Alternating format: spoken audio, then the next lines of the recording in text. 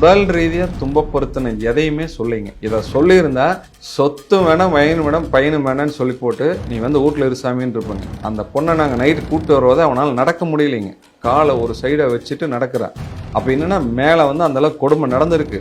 அதில் வந்து ஏதோ ஆர்குமெண்ட் ஆகிட்டா கூட அதிக பழக்க வழக்கம் இல்லை. ஆனால் ஃபோனில் ஷேர் பண்ணதை விட பெண்கள் கூட தான் ஷேர் பண்ணியிருக்காங்க. அது ரொம்பவுமே வந்து டார்ச்சர் பண்ணியிருக்காங்க. அவளுக்கு அதுதான் ரொம்ப வலியாயிடுச்சு.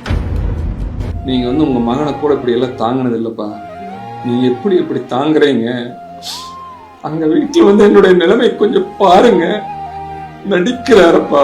அப்பான்னு கதற பிள்ளை விடணுங்க. நான் அந்த பிள்ளையினுடைய வலி எவ்வளோ வலி இருந்திருக்கு அந்த விஷயத்த பேசுறதுக்கு சாகறதுக்கு முன்னாடி.